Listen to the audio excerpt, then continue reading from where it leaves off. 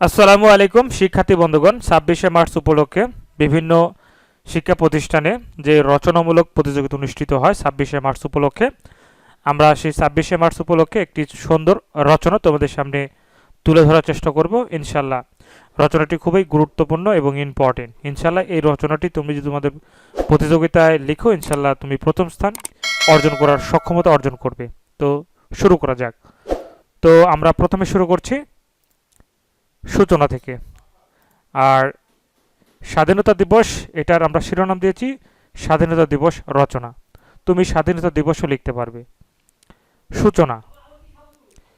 পৃথিবীর ছোট বড় প্রত্যেকটি দেশেরই কিছু গৌরব উজ্জ্বল জাতীয় দিবস আছে, যেগুলো অন্তত মর্যাদার সাথে পালন করা হয়। বাংলাদেশের স্বাধীনতা দিবস এমনই একটি মর্যাদাপূর্ণ দিন। ২৬শে মার্চ বাংলাদেশের স্বাধীনতা দিবস। পয়েন্ট। এরপর মুক্তিযুদ্ধ। ১৯৭১ সালের ২৫শে মার্চ পাকিস্তানি হানাদারেরা নিরস্ত্র বাঙালির উপর অস্ত্র হাতে ঝাঁপিয়ে পড়ে। তারা নির্বিচারে নির্যাতন, ধর্ষণ, হত্যা চালাতে থাকে। এ কাজে তাদের সহায়তা করে আল বদর, আল শামস ও রাজাকারের দল। গ্রামে গঞ্জে, শহরে কৃষক, শ্রমিক, ছাত্র, পুলিশ, আনসার সবাই মিলে শত্রুর ওপর ঝাঁপিয়ে পড়ে। ৪ ডিসেম্বর থেকে মুক্তিবাহিনী ও মিত্রবাহিনীর একসঙ্গে আক্রমণ শুরু করে।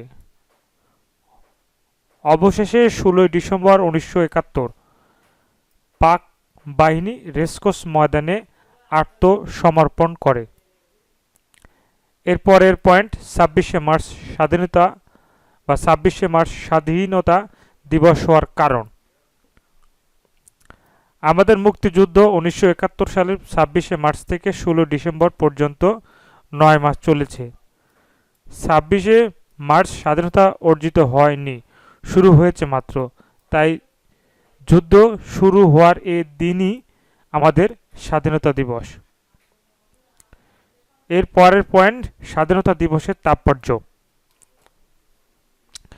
বাংলাদেশ স্বাধীন সার্বভৌম দেশ। ৩০ লক্ষ শহীদ স্বাধীনতার জন্য জীবন উৎসর্গ করেছেন, তাই এ দিবসের তাৎপর্য অত্যন্ত গুরুত্বপূর্ণ। এর পরের পয়েন্ট স্বাধীনতা দিবস উদযাপন।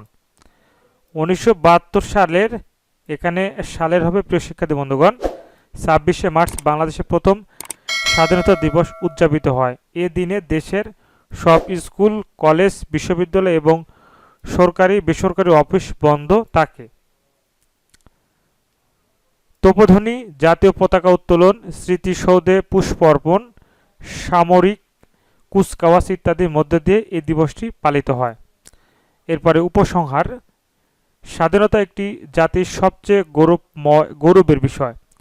আমরা এই অমূল্য ধন লাভ করেছি ৩০ লক্ষ শহীদের রক্তের বিনিময়ে।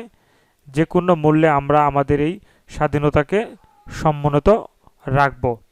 প্রিয় শিক্ষার্থী বন্ধুগণ, এটা হলো তোমাদের রচনা প্রতিযোগিতার একটি গুরুত্বপূর্ণ এবং ইম্পর্টেন্ট স্বাধীনতা দিবসের উপর রচনা।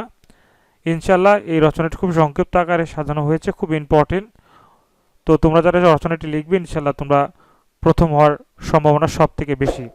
তো ইনশাল্লাহ আমরা আরও পরবর্তীতে বিভিন্ন ধরনের রচনা নিয়ে আসবো।